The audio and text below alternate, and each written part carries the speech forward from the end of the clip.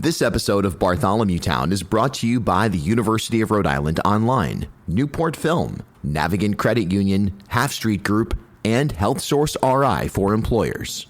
Bartholomew Town. Welcome into Bartholomew Town. I'm Bill Bartholomew. Remember, you can find every episode of the show wherever you get podcasts, whether that's Apple, Spotify, ripodcast.com, on WPRO Radio, and now on YouTube in video format. Just search for me, Bill Bartholomew, and you'll find some of our most recent episodes, and going forward, we'll be doing video basically for every episode. Okay, it's Inside Communications, presented by Half Street Group. Every month, we go inside the details and some of the behind the scenes on impacting and driving meaningful conversations. Mike Rea does that as well as anybody and joins us each month to break down not only news of the day, but also some of the strategy behind it. Mike, thanks so much for your time as always.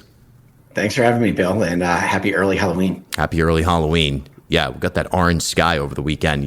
You really know where you're at, especially with the temperature outside right now. We are here. Speaking of temperature, the temperature in the National Basketball Association is pretty hot right now. It is a bizarre situation, and it's one that potentially undermines the integrity of the league, at least in some cases, some games, which when you compare that with previous scandals in the NBA are all the more concerning given the absorption of sports books in and around professional sports leagues. There's just that much more of an issue when it comes to integrity. Basically, we're talking about, it's a major story if you're not familiar, in some two simultaneous gambling-related rings that were busted up, if you will, by the FBI. This came out last week.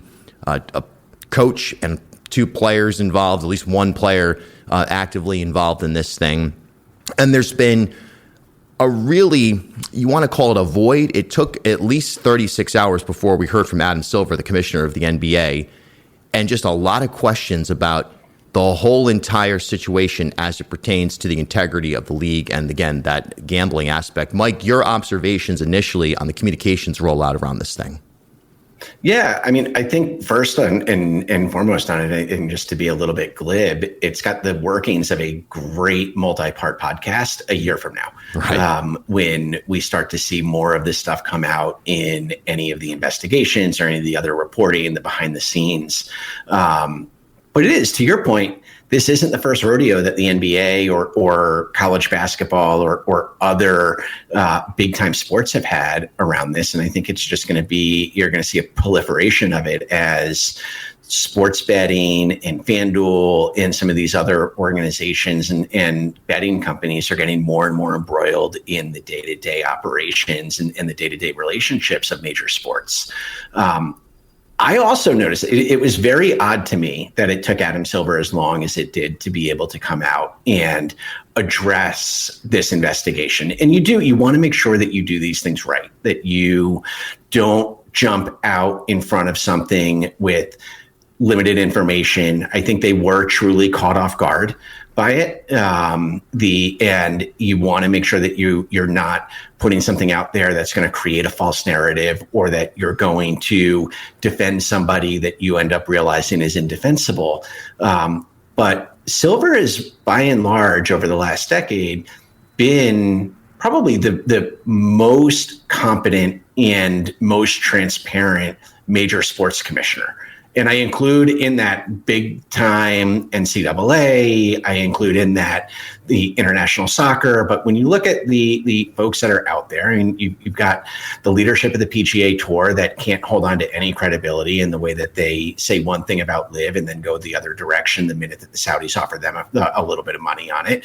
You've got the way that Bettman comes out in the NHL and routinely just looks like he's the leader of the gang that can't shoot straight. And then you've got Major League Baseball that's threatening another work disruption, in large part because of incompetence at the level of the commissioner.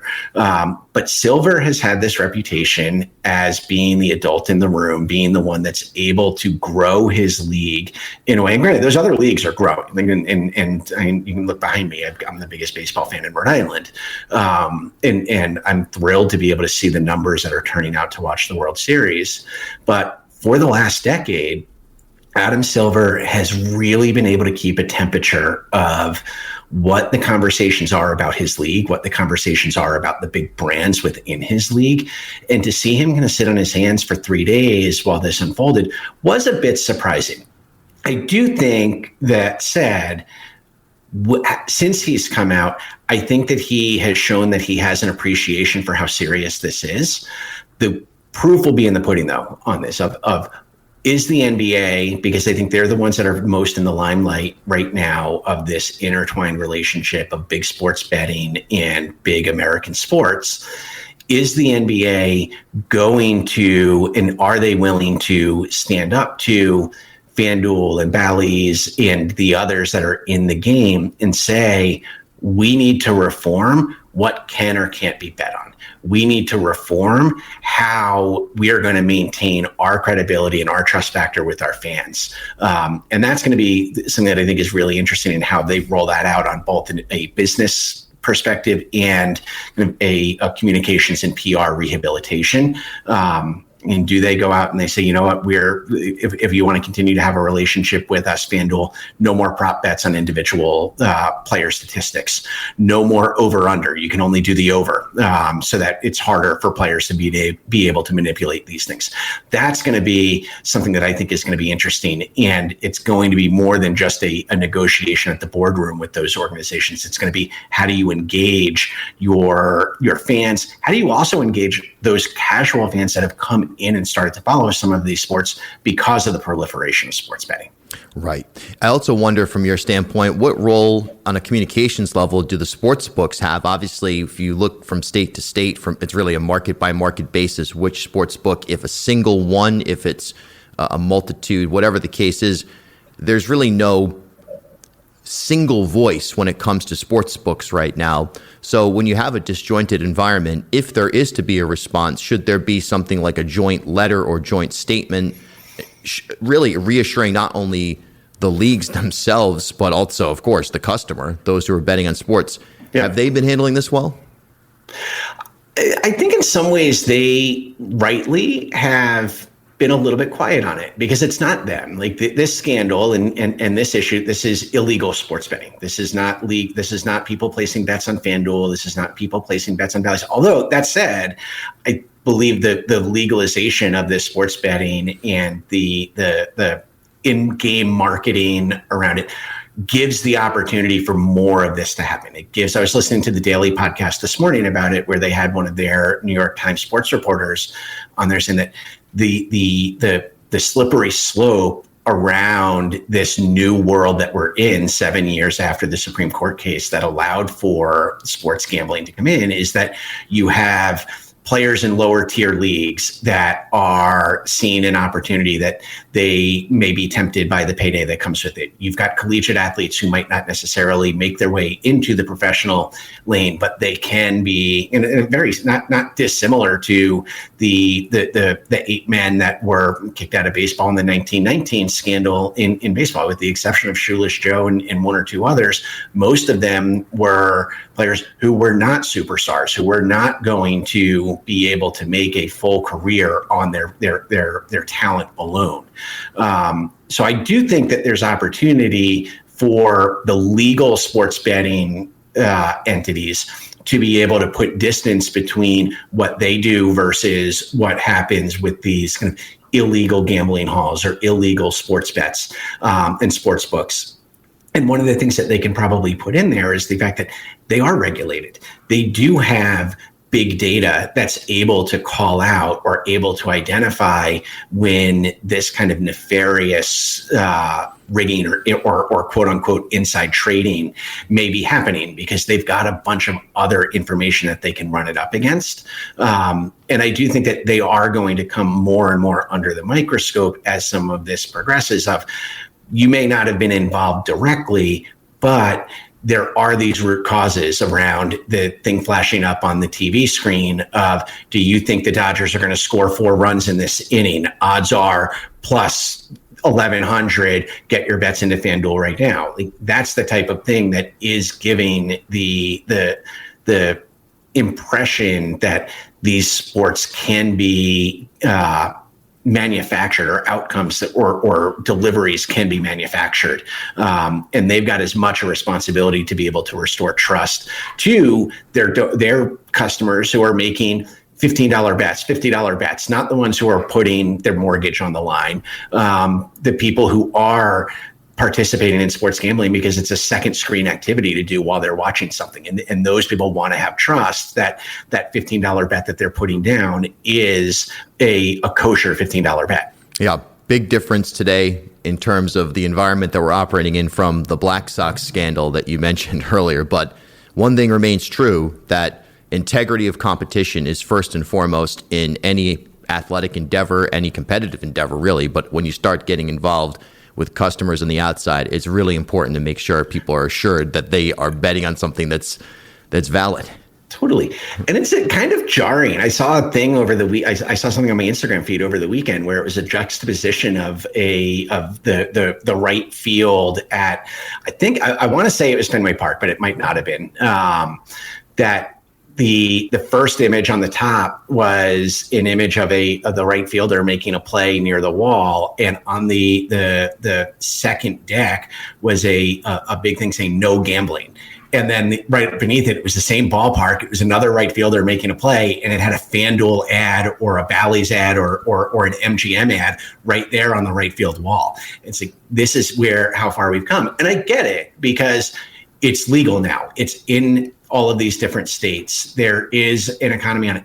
The leagues need to embrace it. You can't ignore it. You can't put your head in the sand. And both from an economic standpoint, there's dollars to be had there, but also from the standpoint of, they're going to be doing it anyway. You might as well be able to partner up so that you can control some of it. And I think that's ultimately what Adam Silver and what these legal sports books need to be able to prove. And I'd even say the other commissioners need to do it as well, because the NBA happens to be in this one.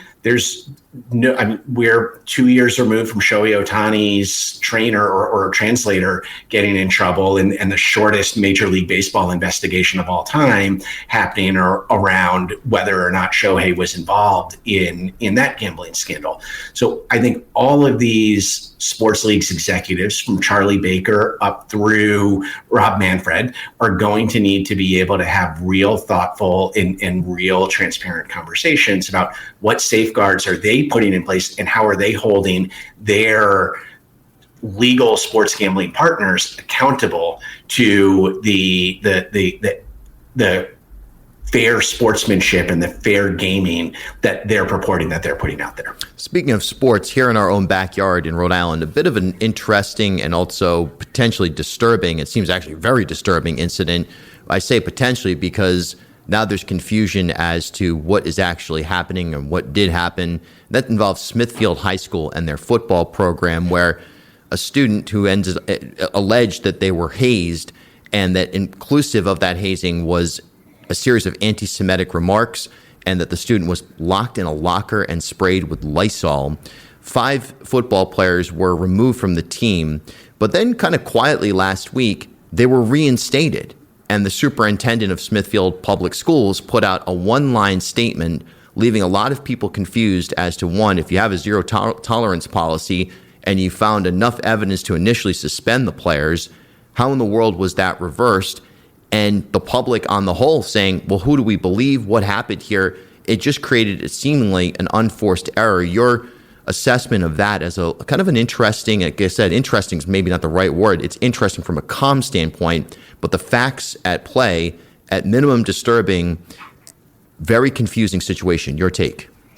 Yeah, I mean, I would say first off, the allegations, I think, are outrageous. And it's more than just disturbing. I think the just blatant anti-Semitism, the blatant disregard for any form of human empathy that came across, and granted, there's going to be additional information, I'm sure, that comes out on it, and I don't pretend to know all aspects of it, but just on the surface, the details of what were described are things that we should never be talking about in 2025. And I think, unfortunately, the landscape that we're in, these kind of incidents and in these kind of circumstances go reported far too, or are reported on far too often because they're happening far too often.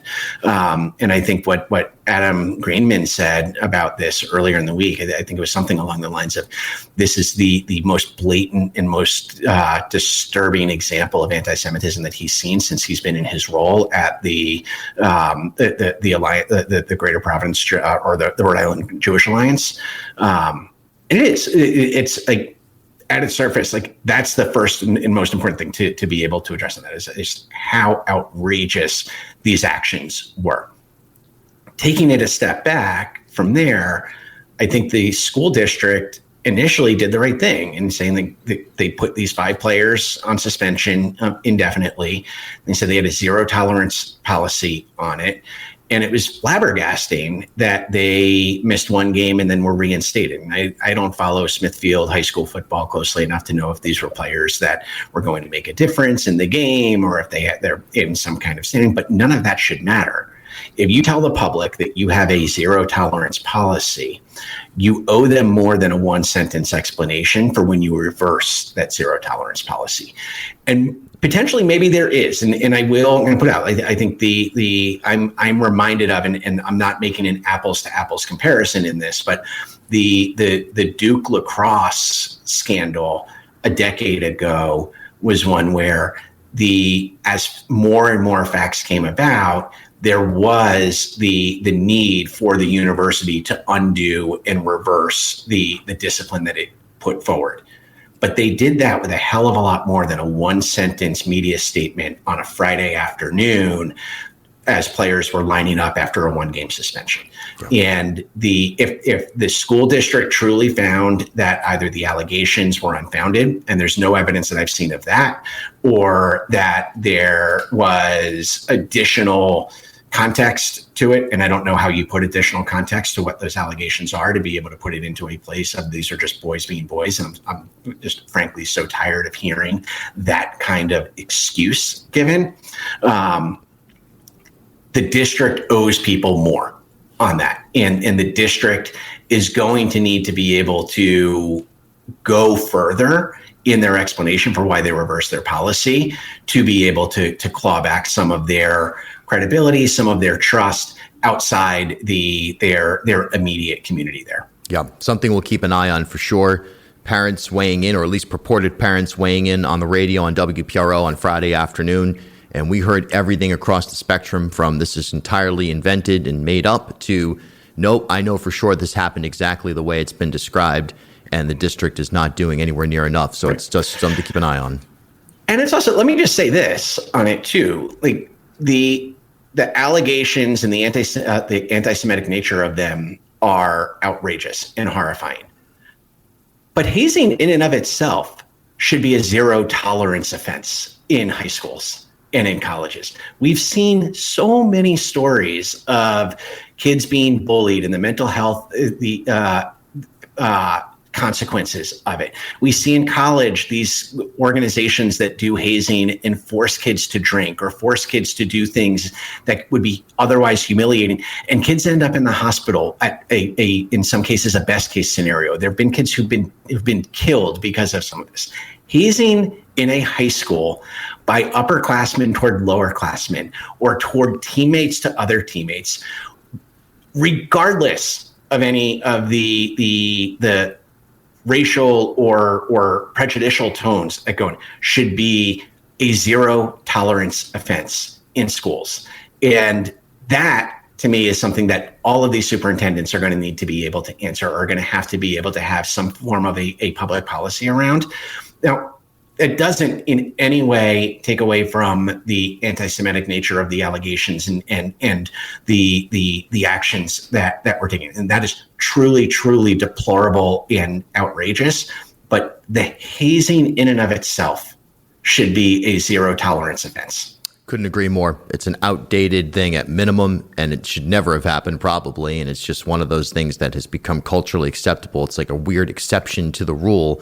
And when you see anybody turn the other way on this, extremely disturbing. All right, let's move on. This is a great piece that you posted on September 24th at halfstreetgroup.com on your blog. which I recommend everybody check out. There's a lot of great information on there. And I love this title, first of all. And then when I read the article, I was like, oh yeah, this makes so much sense. Why your PR should be more introverted. And PR, you think of it and you say, well, it's by design extroverted because you're trying to connect with a community. But there's a real argument there's actually several arguments in your piece. But one thing that really jumps to mind right out of the gate is that it's about the quality of the connections that you're making, the quality of the environment that you're operating in, and the quality of your ability to be really dialed in when messaging, when engaging. Give us sort of the executive summary of this article and any themes that you want to touch on here that kind of resonate with that broader set of themes I just laid out. Bartholomew Town.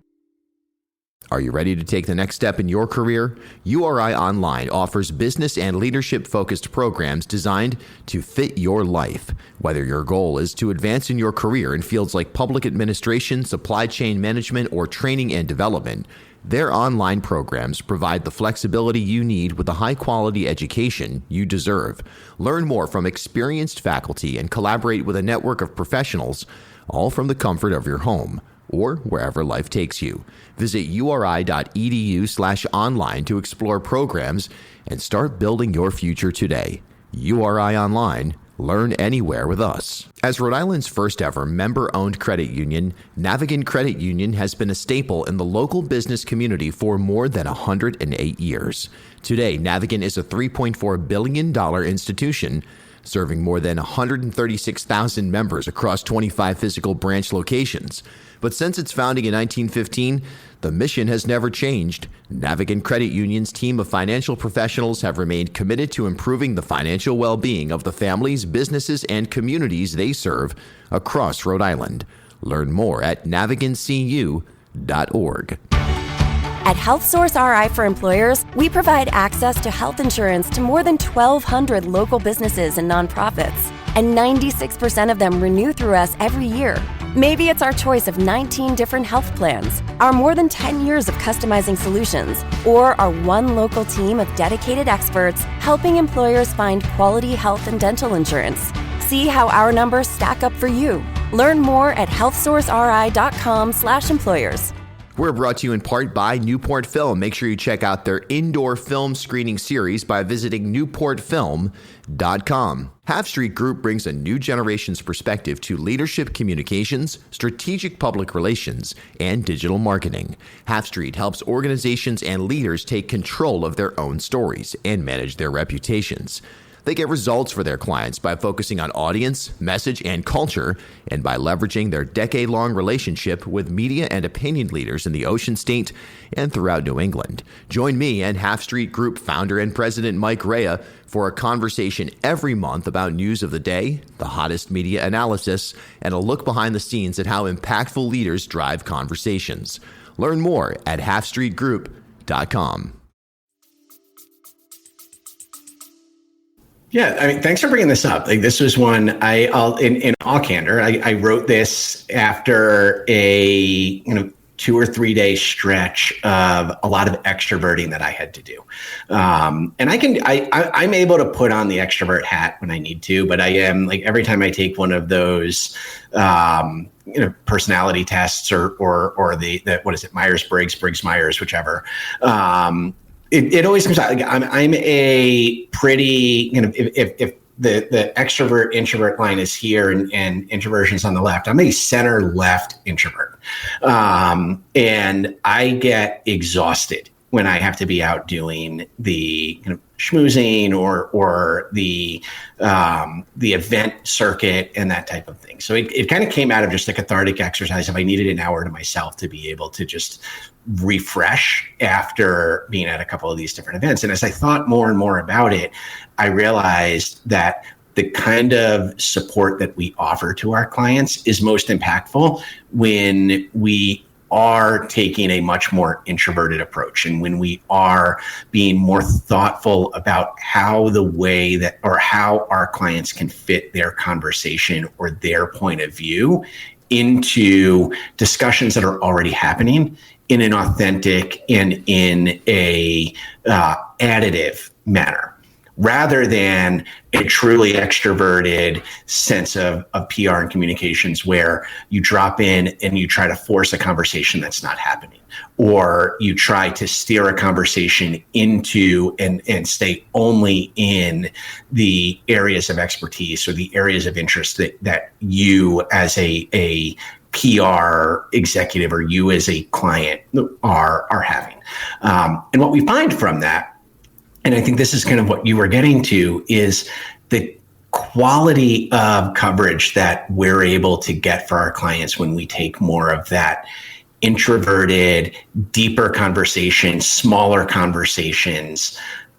We get better news hits. We get higher quality placements in more strategic and more impactful news publications or organizations. We're not the firm. We've talked about this before. Like, there's a handful of agencies that we've competed with, not necessarily in Rhode Island, but some that have more of a regional or a national approach, that they sell their clients a SEO and a clip book and say, we're going to get you 150 clips. It's like, great. Like, that's fine. Like, but for every pay to play or immediate placement or algorithmic thing that's put up there, you're just kind of putting that out and it's not having any opportunity to be able to engage with the audience that you're looking to. Whereas the kind of approach that we take is we get to know what our clients want because we're able to have that one-on-one conversation that goes deeper than small talk.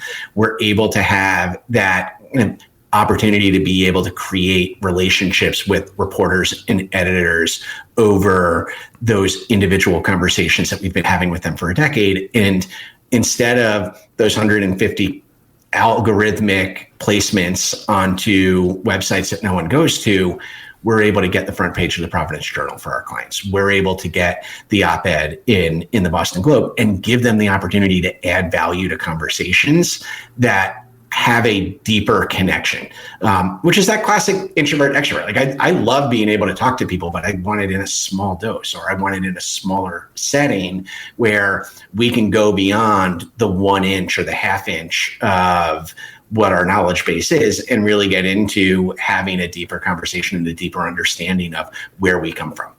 Energy is a resource, influence is a result, and a media landscape built for noise. Introverts bring clarity, patience, and staying power. That's posted on a graphic that thematically comes from the piece. Rest, energy, it's not being lazy. It's actually the opposite. You even talk about playing golf as a part of your broader PR strategy. I identify with that completely. Why is it important to use and understand your own energy when it comes to making major decisions like this? I mean, for me, it's when I spend too much time, and this is me personally, quote unquote extroverting, I get tired. I get it's an energy drain. I used to, when I worked in Governor Raimondo's office, we had a deputy chief of staff who was one of the smartest people I've ever worked with, one of the most energetic people ever worked with, and classic fit of an extrovert. And we worked really, really well together because we both knew what strengths we had, and we both knew how to be able to capture our energy. And I remember walking into his office one day. I had 2 meetings with him. I said, I'm canceling one of these. I get 1 meeting with you a day because I'm only going to be my best if I can be able to focus and be able to match your energy for one. But then I will be able to take what we have from that meeting and go back into my office, put my headphones on, and put the whole comm strategy, put the whole messaging strategy together based on the energy that I spent there, because the restorative process for me is sitting down and doing that individualized work. Where that translates for the kind of PR engagement and the stuff that we do for our clients is that rest period is where you're able to find your real influence with the public narrative or the public the public discussion that you're trying to be a part of and trying to lead. Because if you go out and you try to get a headline in every hour of every newscast, you just end up becoming part of the noise. Whereas if you give yourself the opportunity to focus on those high quality placements, those strategic stories that get published, and you give them room to breathe, you give people the opportunity to be able to read or watch and reflect on it. You give your team the opportunity to be able to put that content out onto other platforms so that it reaches other audiences, rather than going to chase the immediate next headline or the immediate next click, so that you can go show a bunch of funders that I got 137 placements, or I got 200 media mentions on social media. It's like, who gives a shit? Maybe you can't use this on PRO now because I just said that.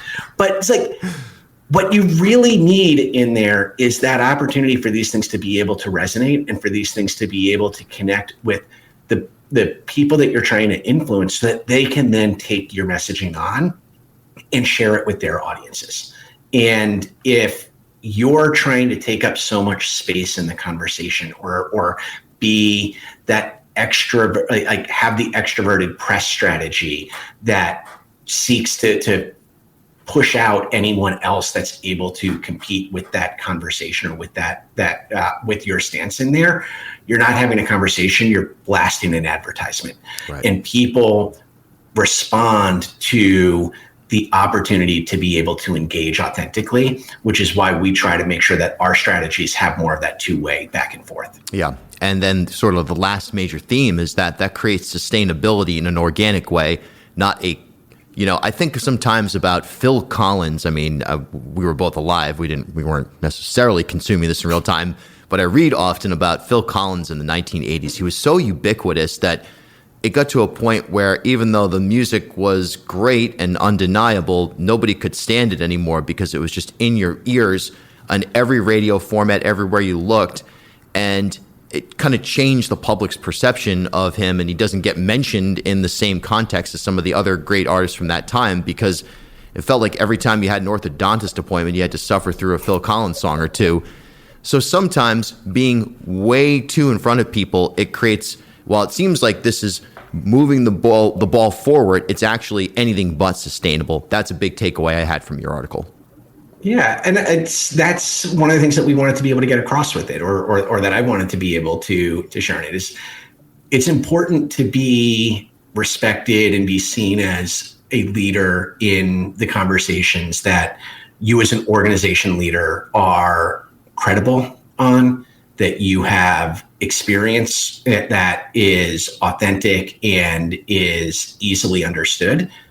But if you put yourself into a place where you're going to say yes to like having the conversation about every little thing that even connects into it, you undermine that credibility. And there is a strategic need to allow others to be able to be a part of that conversation, so that the conversation is able to be sustained. When you look at housing, I think that's a great example of this. There are so many different aspects to the housing story in Rhode Island that it requires a need for there to be multiple spokespeople or multiple perspectives that are included in there. And there's certainly organizations that could command the opportunity to be able to be in every single story about housing. I think Crossroads is one of those.